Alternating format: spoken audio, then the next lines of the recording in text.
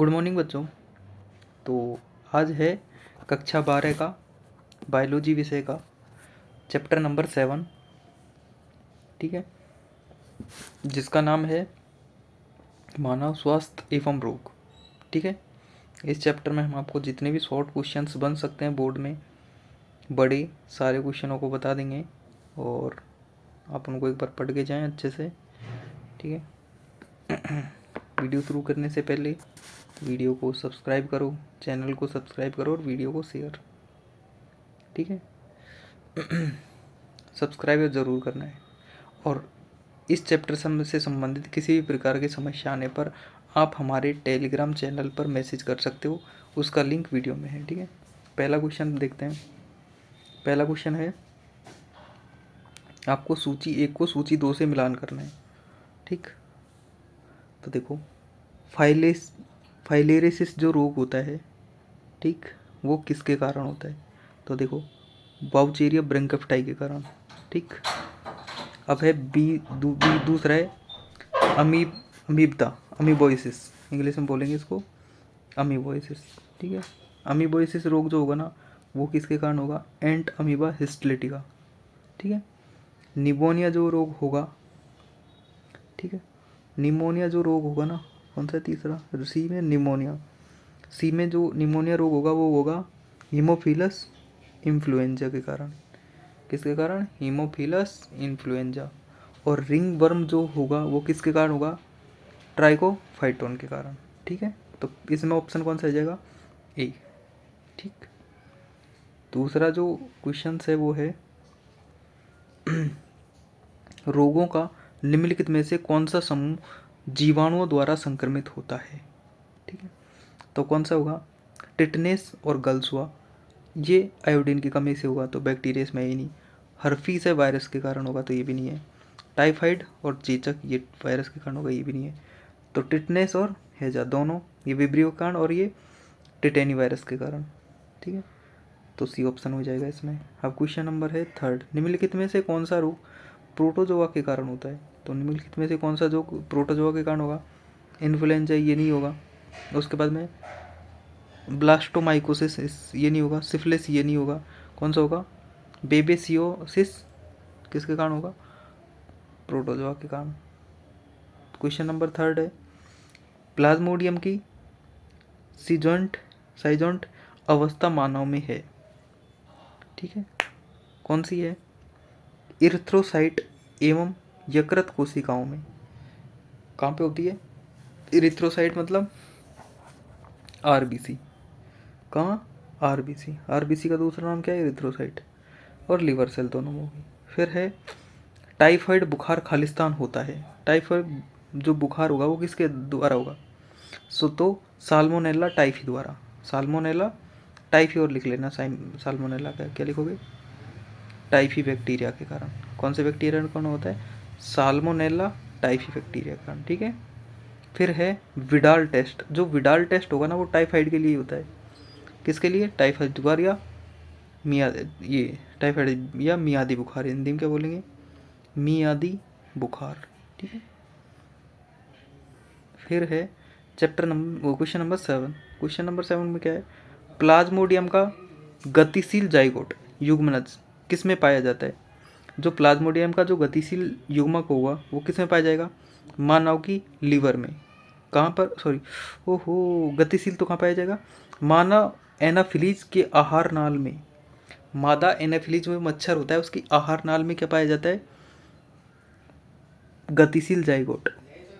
ठीक है, अब देखो, उस स्थान को बताओ जहाँ सामान्य रूप से मानव शरीर में वुचेरिया ब्रैंकफटाई पाया जाता है। तो सामान्य रूप से मानव में कौन से अंग में पाया जाता है? लिम्फ की, देखो, निचले लिम्फ की लसिका वाहिनियों में। कहाँ पर? निचले लिम्फ की लसिका वाहिनियों में। ठीक है, फिर है प्लाज्मोडियम की संक्रामक अवस्था जो मानव शरीर में प्रवेश करती है, तो कौन सी है? स्पोरोजोइट। स्पोरोजोइट क्या है? प्लाज्मोडियम की वह संक्रमण अवस्था है जो मानव के शरीर में प्रवेश करती है। तो कौन सी अवस्था करती है? स्पोरोजोइट अवस्था। फिर है, यदि तालाब व पोखर नष्ट हो जाते हैं तो किस जीव के नष्ट होने की सबसे ज़्यादा संभावना है? तो ऐसा जीव देखो जो सबसे ज़्यादा कहाँ पाया जाता हो? तालाब में और पोखरों में पाया जाता हो, तो कौन सा जीव होगा? प्लाज्मोडियम, क्योंकि मच्छर है वही वहीं गंदगियों में पाया जाएगा। फिर है ट्रिप्नोसोमा गेबियंस का मानव शरीर में प्रसार खालिस्तान मधुमक्खी के काटने से होता है, तो कौन सी? सीसी मधुमक्खी, सीसी मधुमक्खी के काटने से होता है। ठीक है। मलेरिया खालिस्तान बुखार के मुक्त होने के साथ होता है, तो कौन सा होता है? मेटाक्रिप्टो मीरोजोइट, मेटाक्रिप्टो मीरोजोइट किसके शरीर में प्रवेश करने के कारण होता है? मेटाक्रिप्टो मीरोजोइट।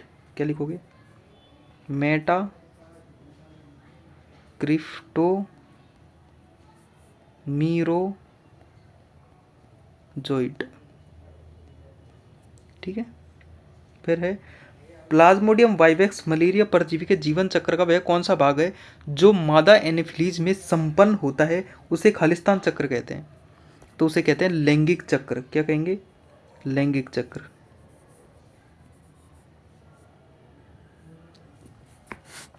मादा एनाफिलीज में तो कौन सा चक्र संपन्न होता है? लैंगिक चक्र। ठीक है। प्लेग खालिस्तान रोग के कारण होता है, प्लेग किसके कारण होता है? तो प्लेग होता है यर्सीनिया पेस्टिस, यार्सीनिया पेस्टिस, यार्सीनिया पेस्टिस के कारण होता है। ठीक है। फिर है क्वेश्चन नंबर 15, दूध श्रवण के आरंभिक दिनों में माता पीले रंग का तरल कोलेस्ट्रम नवजात में प्रतिरक्षा प्रदान करता है, क्योंकि इसमें क्या होता है? तो क्या होता है? इम्यूनोग्लोबिन IgA होता है। क्या होता है? IgA, इम्यूनोग्लोबिन ए होता है। ये इस क्वेश्चन को रट लेना अच्छे से, मोस्ट है। ठीक है।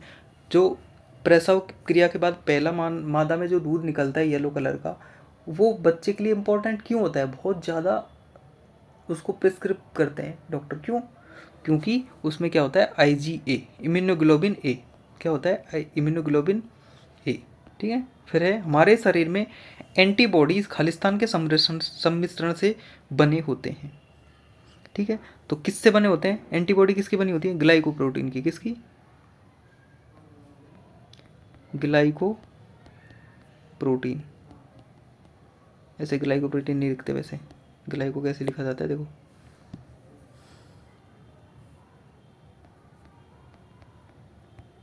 Glyco protein.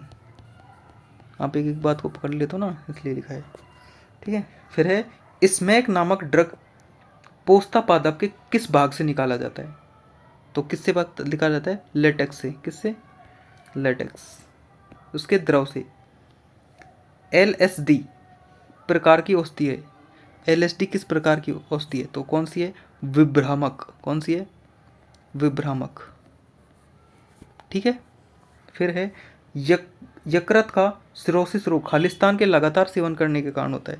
यकृत का सिरोसिस जो रोग होगा वो किसके कारण होता है? अगर कोई व्यक्ति एल्कोहल का ज़्यादा प्रयोग करता है, एल्कोहल को ज़्यादा बार बार लेता है, तो क्या हो जाता है? यकृत का या लीवर का सिरोसिस रोग हो जाता है। आप बोलते हैं ना दारू पीता है इसके लीवर खराब हो जाते हैं, तो सिरोसिस हो जाए, क्या हो जाता है? सिरोसिस हो जाता है लीवर का। किस कारण? एल्कोहल के कारण। ठीक है।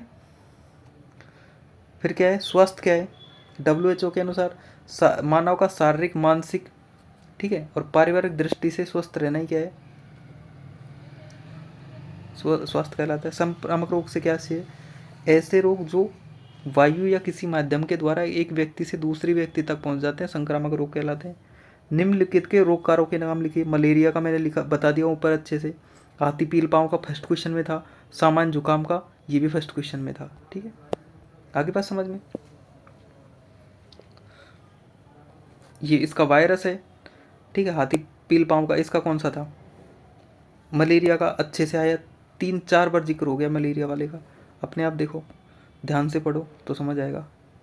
प्रतिरक्षा में कौन से ऊपर ऊपर के क्वेश्चनों में इनका आंसर है? अगर फिर भी ना समझ आए कमेंट कर देना, या फिर टेलीग्राम चैनल पे था वहाँ पे आके कमेंट कर देना, आंसर बता देंगे। प्रतिरक्षा में कौन से 2 प्रकार के लसिकाणु काम आते हैं? ठीक है। तो कौन से आएंगे? बी और लिम्फोसाइट। देखो BT कौन से आएंगे? बी और T सेल।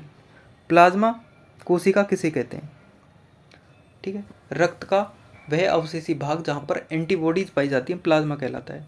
और कितना होता है? 55% होता है संपूर्ण लिक्विड का। 45% ब्लड वेसल्स। बी लसीकाणु किस प्रकार प्रतिरक्षा तंत्र बनाती हैं?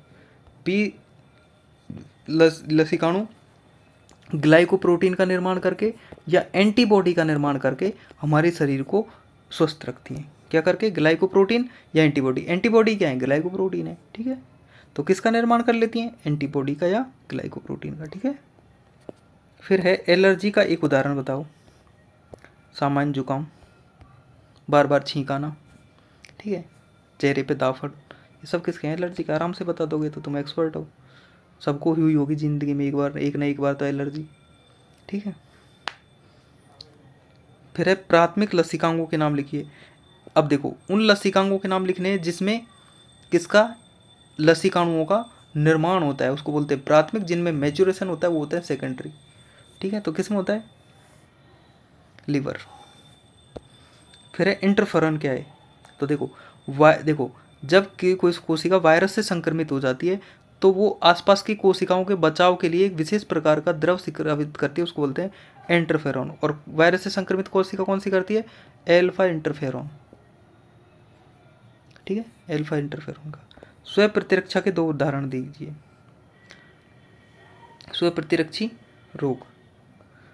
HLA का पूरा नाम क्या है? Human lymphocyte antigen. HIV संक्रामक रोग से मनुष्य के प्रतिरक्षा तंत्र की कौन सी कोशिकाओं में कमी आती है? कौन सी में आती है? टी सेल में। ये इंपॉर्टेंट है, टी सेल में कमी आती है। ठीक है, कैंसर उत्पन्न करने वाले जीनों के नाम लिखिए। ये तुम्हारी बुक में नहीं है तो मत करना। ये लो, ऐसे क्वेश्चन है इसमें, काफ़ी सारे ऐड हो गए जो तुम्हारी बुक से उनका कोई लेना देना नहीं है। अब जो लेना देना नहीं है उसको क्यों फालतू में बोझ पढ़ करो, तुम्हारी तो वैसे ही हालत ख़राब है। मलेरिया के रोगों को तेज ठुठरने का अनुभव कब होता है?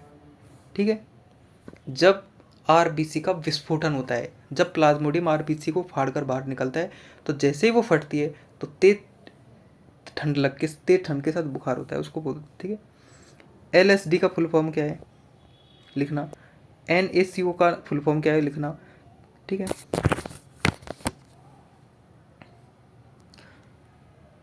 NAC का फुल फॉर्म है National AIDS Control Organisation. National AIDS Control Organisation. और LSD का फुल फॉर्म है लाइसर्जिक अम्ल डाइथाइल एमाइड, जिसका कर लेना, इम्पोर्टेंट तो नहीं है, ये इम्पोर्टेंट है। NaCO का मतलब नेशनल एड्स कंट्रोल ऑर्गेनाइजेशन। ठीक है, उसके बाद में मेटास्टेसिस क्या है? इसको पढ़ लेना बड़े क्वेश्चनों में, इसको पढ़ लेना। ठीक है, इन दोनों को अच्छे से।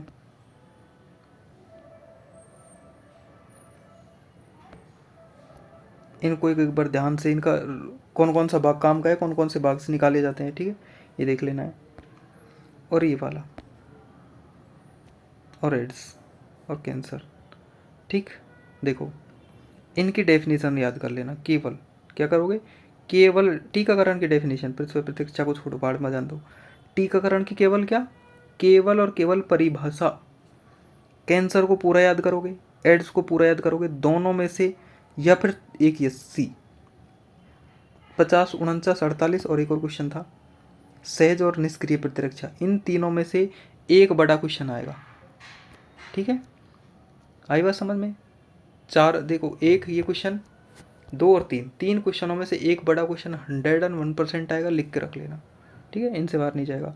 बाकी इनको एक एक बार देख लेना कि कौन कौन सा इसका, कौन से पेड़ से प्राप्त होता है, और इनका कौन सा भाग नशा उत्पन्न करता है, और इसका उपयोग कौन सी किस टाइम नशे में करते हैं, इसका टाइम कौन से में, खिलाड़ी किसका करते हैं, और ऑपरेशन के समय कौन सा करते हैं। तो बस एक एक इनका ही याद रखना, इसके अलावा इनमें से कुछ मत पढ़ना। ठीक है, तो 48वां, 49वां, 50 इनको अच्छे से पढ़ लेना। इनमें से एक आएगा टीकाकरण की परिभाषा देख लेना। ठीक है, मेटास्टेसिस क्या है, रट लेना, इंपॉर्टेंट नहीं, वेरी इंपॉर्टेंट है, आगे समझ लो। एल्कोहल के कुप्रभाव क्या है, इनको वैसे तो आप अच्छे से जानते हो, ठीक है। एल्कोहल के क्या क्या कुप्रभाव हैं, आसपास पड़ोस में देखते भी होगे, तो वो लिख दोगे, ठीक है। थैंक यू फॉर वॉचिंग, और चैनल को फिर से बोल रहा हूँ सब्सक्राइब कर देना, ठीक है। सब्सक्राइबर हर के आने चाहिए, ठीक है। थैंक यू फॉर वॉचिंग, और नेक्स्ट टाइम नेक्स्ट चैप्टर के साथ मिलते हैं।